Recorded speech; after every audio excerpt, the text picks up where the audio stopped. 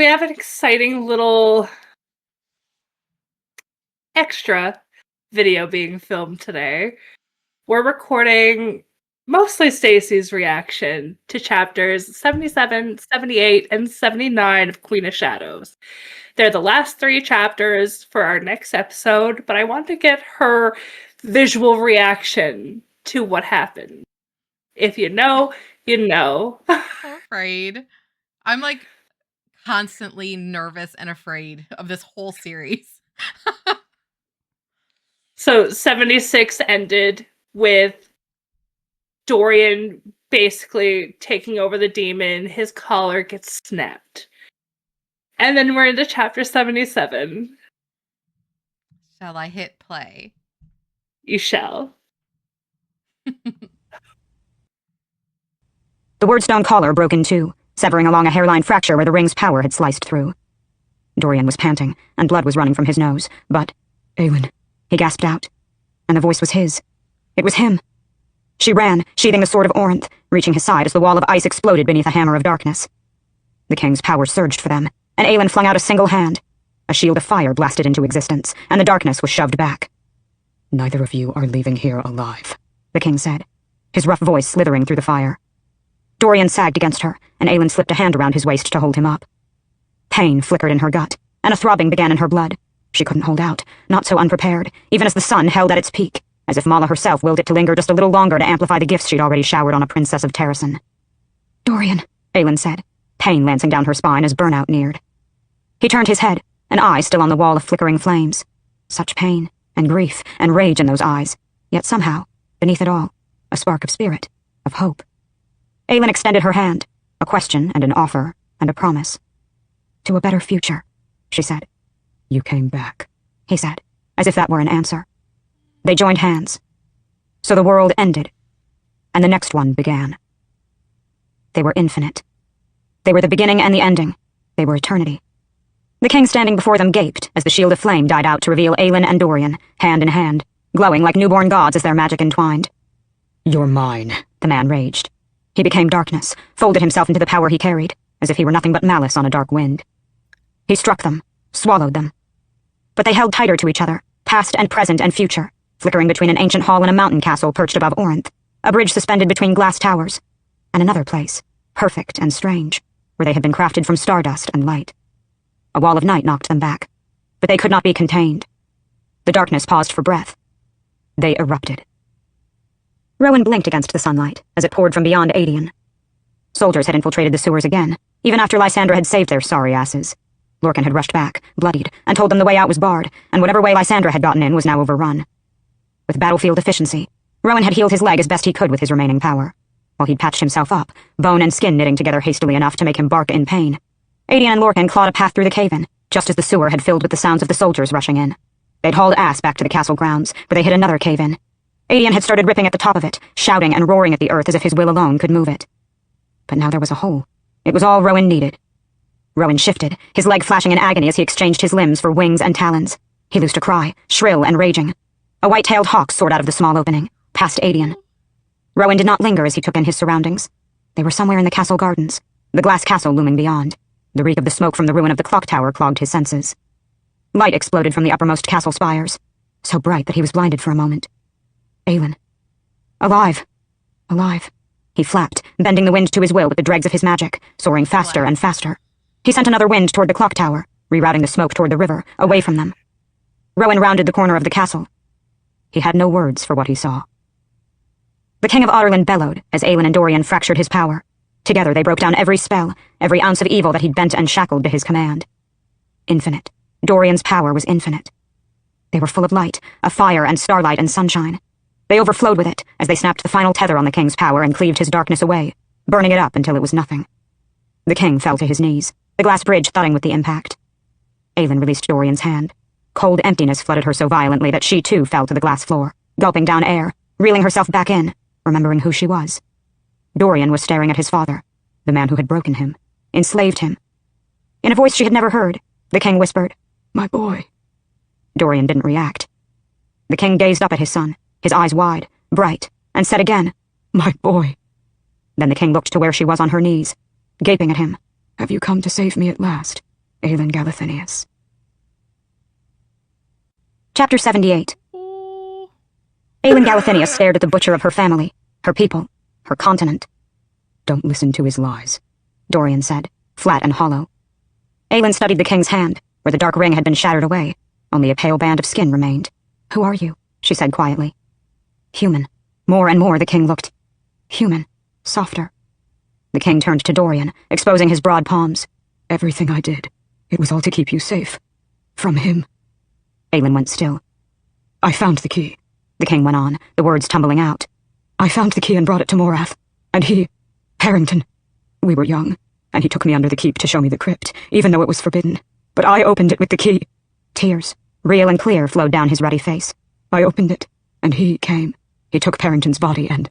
He gazed at his bare hand, watched it shake. He let his minion take me. That's enough, Dorian said. Aelin's heart stumbled. Erewhon is free, she breathed. And not only free. Erewhon was Parrington. The Dark King himself had manhandled her, lived in this castle with her, and had never known, by luck or fate or Elena's own protection, that she was here. She had never known either, never detected it on him. Gods above. Erewhon had forced her to bow that day in Andovier, and neither of them had scented or marked what the other was. The king nodded, setting his tears splattering on his tunic. The eye. You could have sealed him back in with the eye. The look on the king's face when she'd revealed the necklace. He'd been seeing a tool not of destruction, but of salvation. Aelin said, How is it possible he's been inside Parrington all this time and no one noticed?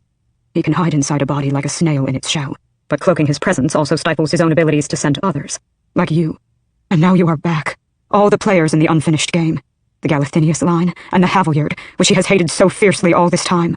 Why he targeted my family, and yours. You butchered my kingdom, she managed to say. That night her parents died. There had been that smell in the room, the scent of the Vogue. You slaughtered millions. I tried to stop it. The king braced a hand on the bridge, as if to keep from collapsing under the weight of the shame now coating his words. They could find you based on your magic alone, and wanted the strongest of you for themselves. And when you were born... His craggy features crumpled as he again addressed Dorian. You were so strong, so precious. I couldn't let them take you. I wrested control away for just long enough. To do what? Dorian said hoarsely.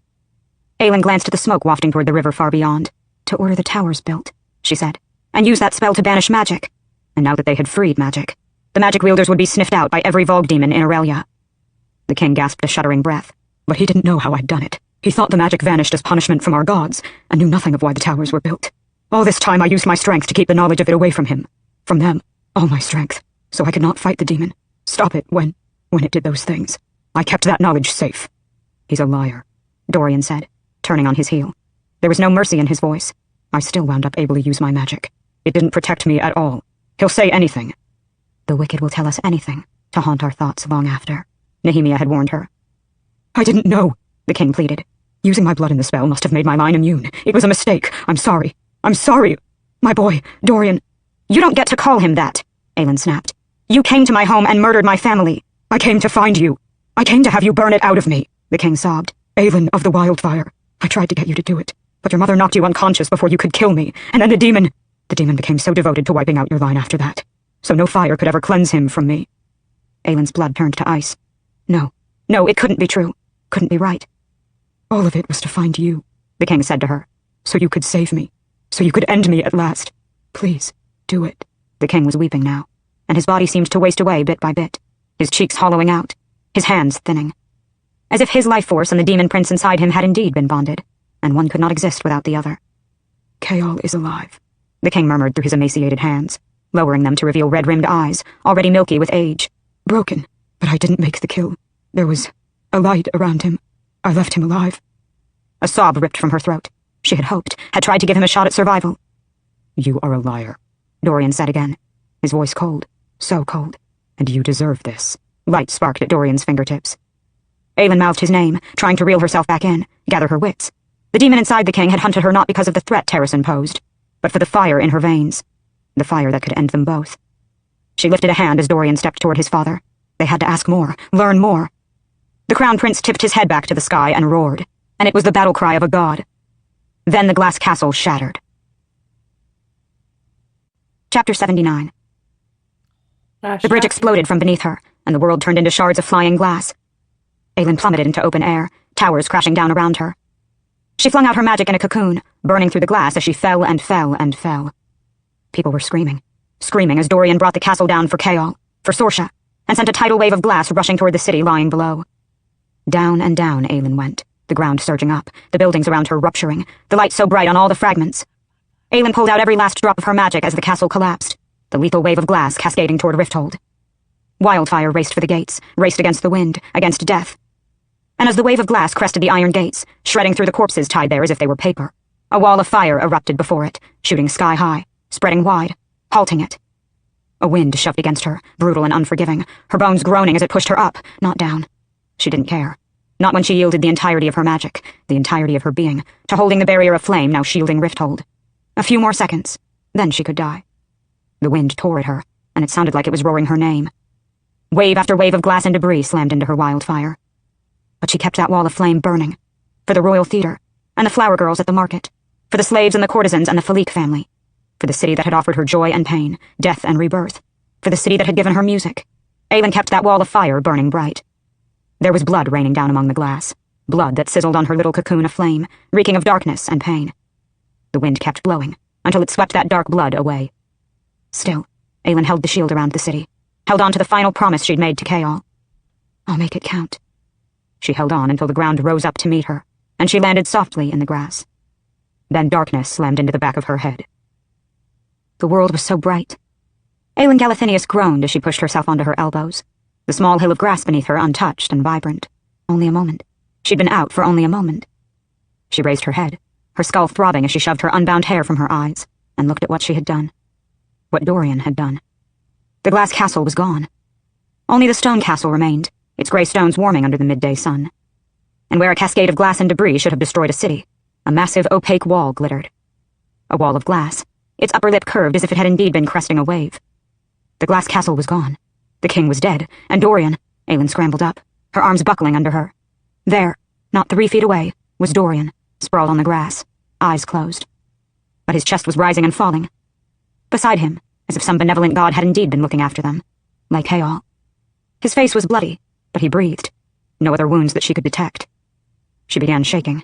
She wondered if he had noticed when she'd slipped the real eye of Elena into his pocket, as she'd fled the throne room. The scent of pine and snow hit her, and she realized how they had survived the fall. Aelin got to her feet, swaying. The sloping hill down to the city had been demolished, its trees and lampposts and greenery shredded by the glass. She didn't want to know about the people who had been on the grounds, or in the castle. She forced herself to walk. Toward the wall, toward the panicked city beyond, toward the new world that beckoned. 2 scents converged, then a third, a strange wild scent that belonged to everything and nothing. But Aelin did not look at Adian, or Rowan, or Lysandra, as she descended the hill to the city. Every step was an effort, every breath a trial to pull herself back from the brink, to hold on to the here and now, and what had to be done. Aelin approached the towering glass wall that now separated the castle from the city, that separated death from life. She punched a battering ram of blue flame through it. More yelling arose as the flame ate away at the glass, forming an archway. The people beyond, crying and holding one another, or gripping their heads or covering their mouths, went quiet as she strode through the door she'd made. The gallows still stood just beyond the wall. It was the only raised surface that she could see. Better than nothing. Aelin ascended the butchering block, her court falling into rank behind her. Rowan was limping, but she didn't allow herself to examine him, to even ask if he was all right. Not yet. Aelin kept her shoulders back, her face grave and unyielding as she stopped at the edge of the platform. "Your king is dead," she said. The crowd stirred. "Your prince lives." "All hail Dorian Haviljard," someone shouted down the street. No one else echoed it. "My name is Aelin Ashriver Galathinius," she said, "and I am the Queen of Terrasen." The crowd murmured. Some onlookers stepped away from the platform. "Your prince is in mourning. Until he is ready, this city is mine." Absolute silence. I literally have goosebumps. "If you loot, if you riot, if you cause one lick of trouble," she said, looking a few in the eye, "I will find you and I will burn you to ash." She lifted a hand, and flames danced at her fingertips. "If you revolt against your new king, if you try to take his castle, then this wall," she gestured with her burning hand, "will turn to molten glass and flood your streets, your homes, your throats." Aelin lifted her chin, her mouth cutting a hard, unforgiving line as she surveyed the crowd filling the streets, people craning to see her, see the fey ears and elongated canines, see the flames flickering around her fingers. "I killed your king. His empire is over. Your slaves are now free people. If I catch you holding on to your slaves, if I hear of any household keeping them captive, you are dead.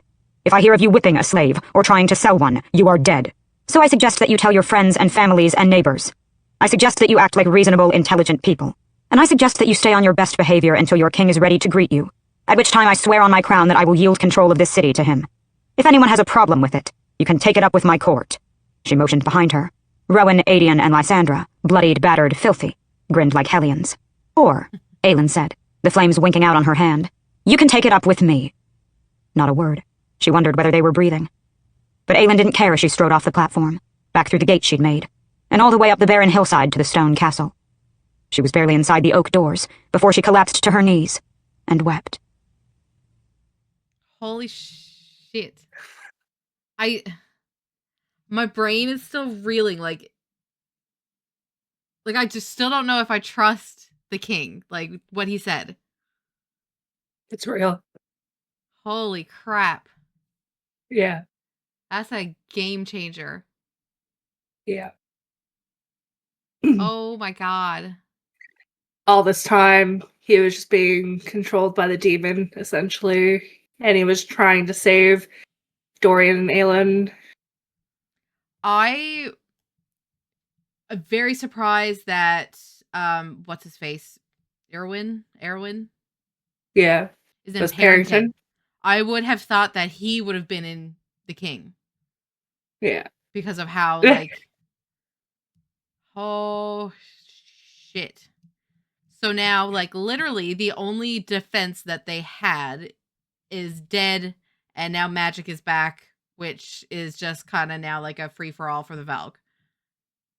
Yeah. They fucked up. They fucked up. Holy crap. How hard it was to act out hatred towards the king this entire time, knowing the truth from already reading it. Holy shit. Like, yeah, fuck that guy. He's such an ass, and on the inside, I'm like, he's just trying to save his baby boy. Oh my god. I think it would have like more of an impact now, like if I were to go back and listen to it again. Because the whole time I was listening to it, I was just like, oh yeah, slimy little cocksucker is just it's just saying what they need to hear. And it makes me wonder, because I don't think they ever fully mention it, but I feel like the king, not the demon, the king would have recognized Aelin straight from coming from Endovier. Yeah. Yeah. So he would have known that whole time that she's right there. That is something that kind of like bothered me. That felt kind of like it was a plot error. When we got the flashbacks of from Aelin when the king was there. She was what, 8 years old, something like that. Yeah, 8 or 9, I don't remember. But she wouldn't have changed so drastically. She has very prominent features. prominent eyes. Like, how did that king not know after, like, seeing her back then? Like, so Yeah, he did, but he kept it from the demon? Is that that's what I'm gathering, anyways. It must be, because there's no way, like I said, like, she's That's what I'm saying, like, pretty sure the king would have known the entire time that that's her, and kept it from the demon. He had to try have and known it was save her. Yeah. Holy shit. Holy shit. And then Kale's alive. Kale's alive. I knew they weren't going to kill off Kale because, well, I assumed because Tower of Dawn. So I was pretty confident he was okay. I was hoping that something would have come up in these chapters, but I think it's literally like the last chapter of the book that it happens. It's nothing like huge per se, but it definitely would have been funny to get your reaction to that as well. Well, let's do it again. Oh my gosh. So, no more Glass Castle. No more king. Dorian is back. Magic is back. Oh, so it's literally going to be a massive clusterfuck now. Yeah. Well, maybe not. She gave a pretty stern talking to. Mommy's watching.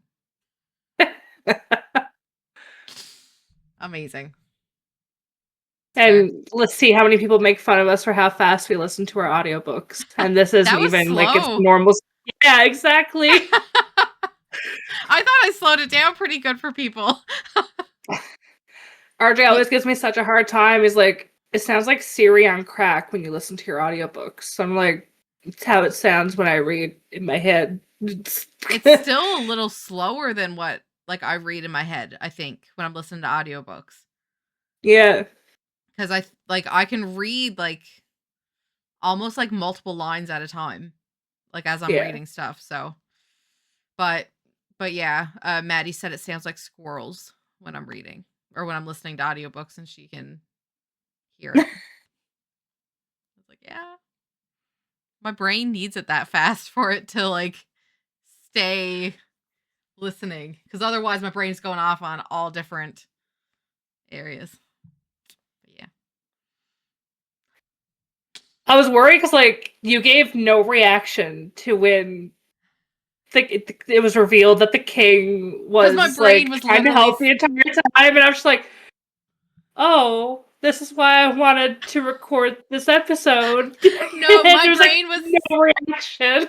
It was still like trying to figure out if it was just the king spouting shit or if it was true. So like as my brain was trying to work that out, like there was no like pause. Maybe I should have paused it and just let my brain buffer for a minute. Because it was just like bam, bam, bam.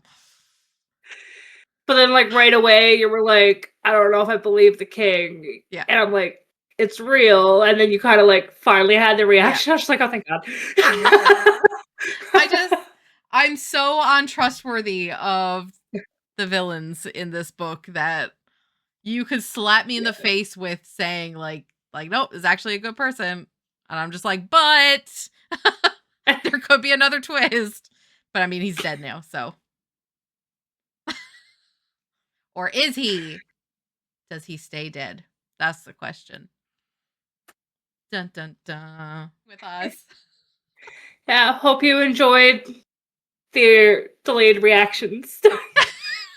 Listen, my whole At least we got life is some just delayed. goosebumps. We got some goosebumps. Yeah. So there was that. I thought Rowan was gonna come in and flap and save Aelin from falling. That's why I said flap, flap, flap. She's falling. But no, she saved herself. That's our girl. Yeah. Okay. Bye. Well, until the next time we decide to record something. Bye. Bye. We're here.